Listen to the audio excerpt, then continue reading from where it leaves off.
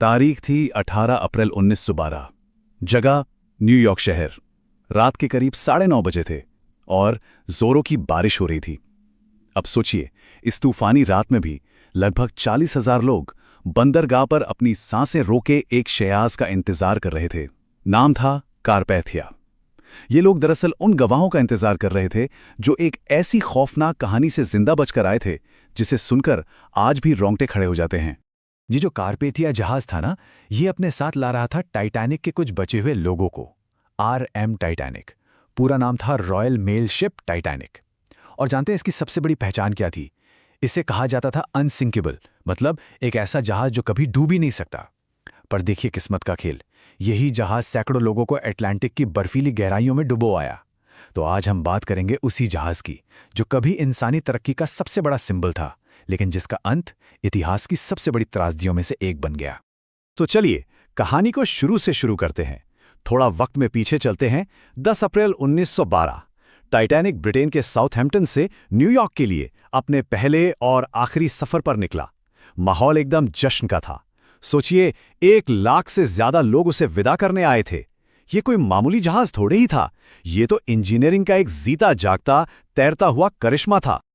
और हो भी क्यों ना, जरा अंदाजा लगाइए, ये जहाज 269 मीटर लंबा था और 53 मीटर ऊंचा। मतलब आज की किसी 8 मंजिला बिल्डिंग को पानी पर रख दो, बिल्कुल वैसा। और अंदर अंदर तो ये एक तैरता हुआ आलीशान महल ही था। Gym, swimming pool, restaurant, library, क्या नहीं था इसमें। लेकिन इसकी सबसे बड़ी बात इसकी लग्जरी नहीं थी, बल्कि इसकी सेफ्टी थी। अरे इसी वजह से तो इसका नाम ही पड़ गया था, द अनसिंकेबल। अब सवाल यह है कि इसे इतना सेफ माना क्यों जाता था? इसकी वजह थी इसकी कमाल की बनावट। सबसे पहला सेफ्टी फीचर था इसका डबल बॉटम हल। हल मतलब जहाज का वो सबसे निचला हिस्सा जो हमेशा पानी के अंदर रहता है। टाइटैनिक में ये डबल लेयर का था। आइडिया बड़ा सिंपल था कि अगर नीचे वाली परत किसी चट्टान से टकराकर डैमेज हो भी जाए तो भी दूसरी परत जहाज को बचा लेगी और पानी अंदर नहीं आएगा। लेकिन असली कमाल तो कुछ और ही था। इसका दूसरा और सबसे बड़ा सेफ्टी फीचर वो थे इसके 16 वाटरटाइट कंपार्टमेंट्स। यूं समझिए कि जहाज के निचले हिस्से को 16 अलग-अलग वाटरप्रूफ कमरों में बांट दिया गया था। और डिजाइन इतना जबरदस्त था कि अगर इन 16 में से 4 कंपार्टमेंट्स में भी पूरा का पूरा पानी भर जाए तब भी जहाज बड़े आराम से तैरता रह सकता था।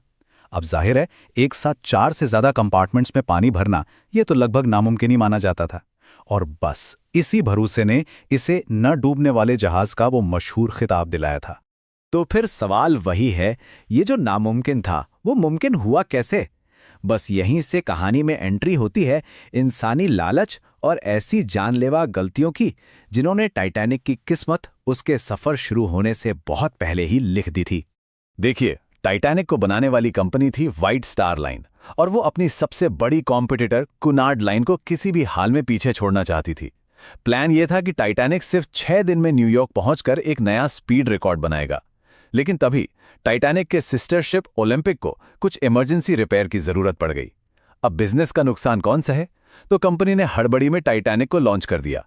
और इसका नतीजा ये हुआ कि जहाज के कई जरूरी सेफ्टी टेस्ट और ट्रायल्स बस अधूरे ही छोड़ दिए गए। और फिर हुई एक बहुत ही छोटी सी पर उतनी ही विनाशकारी गलती।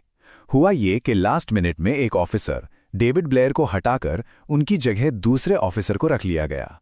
अब इस जल्दबाजी में ब्लेयर अपने लॉकर की चाबी देना ही भूल गए।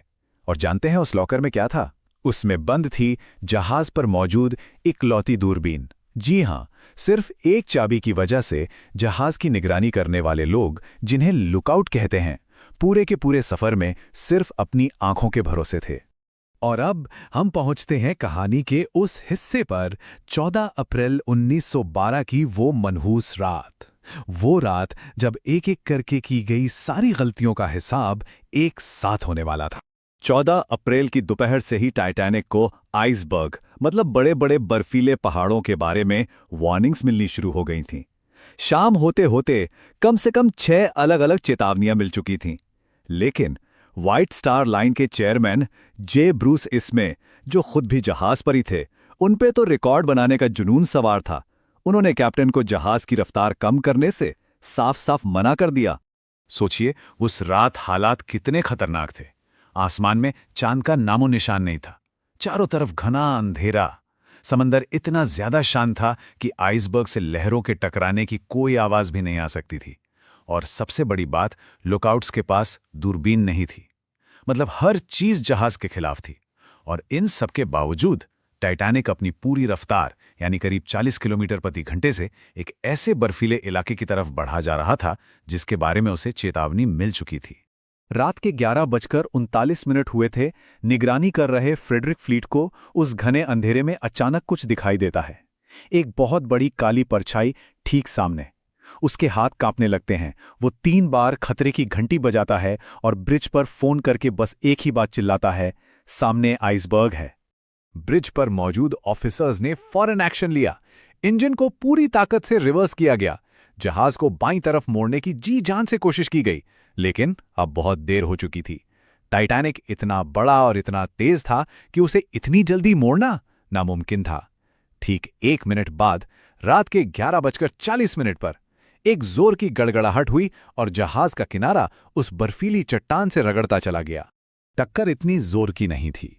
कई यात्रियों को तो पता तक नहीं चला, लेकिन उन्हें इस बात का जरा भी अंदाजा नहीं था कि अगले कुछ घंटे उनकी जिंदगी के सबसे भयानक घंटे साबित होने वाले थे। जब कैप्टन स्मिथ और जहाज के डिजाइनर ने नुकसान का जायजा लिया तो सचमुच उनके पैरों तले जमीन खिसक गई।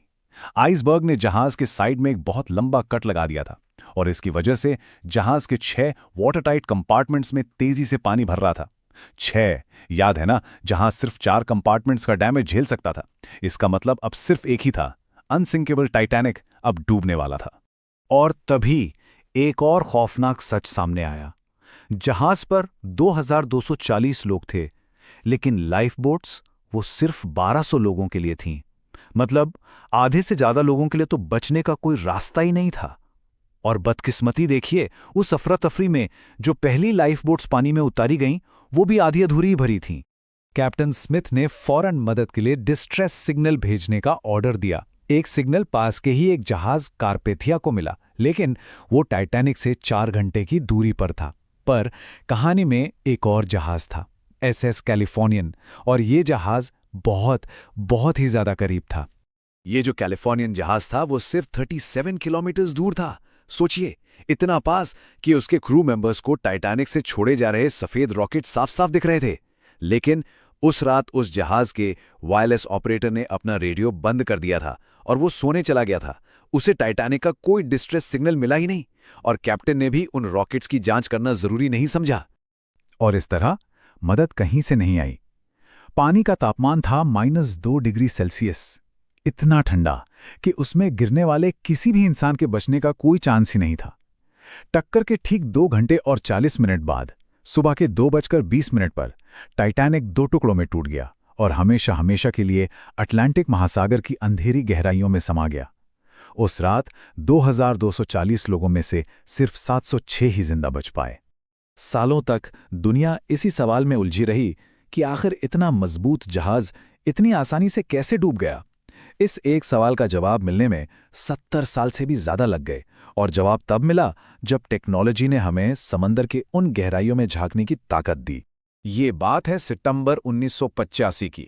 एक ओशनोग्राफर रॉबर्ट बैलर्ड ने आखिरकार टाइटैनिक का मलबा खोज निकाला। अब पहली बार साइंटिस्ट के पास जहाज के असली सबूत थे, जिनकी जांच करके ये पता लगाया जा सकता था कि उस रात का असली गुनहगार कौन था। और जब जांच हुई तो जो सच सामने आया उसने सबको हैरान कर दिया। पता चला कि असली गुनहगार सिर्फ आइसबर्ग नहीं था, बल्कि वो कीलें थीं, वो रिवेट्स जिनसे जहाज को जोड़ा गया था। हुआ ये था कि जहाज बनाते वक्त कंपनी ने पैसे बचाने के चक्कर में कुछ हिस्सों में मजबूत स्टील की रिवेट्स की जगह कमजोर लोहे की रिवेट्स लगा दी थीं। तो जब आइसबर्ग टकराया, ये कमजोर रिवेट्स दबाव झेल ही नहीं पाईं और एक एक करके टूट गईं। नतीजा, स्टील की प्लेटें अलग हो गईं और पानी को अंदर आने का एक खुला रास्ता मिल गया। तो देखा जाए, टाइटैनिक की कहानी सिर्फ एक जहाज के आइसबर्ग से टकराने की कहानी नहीं है। ये कहानी है लालच की, लापरवाही की और छोटी छोटी गलतियों की एक लंबी चेन की। एक भूली हुई चाबी, नजरअंदाज की गई चेतावनियां और कुछ कमजोर कील। ये कहानी आज भी हमें सोचने पर मजबूर करती है कि अगर इनमें से सिर्फ एक चीज सिर्फ एक चीज भी अलग होती तो क्या इतिहास की ये भयानक त्रासदी पूरी तरह से टाली जा सकती थी?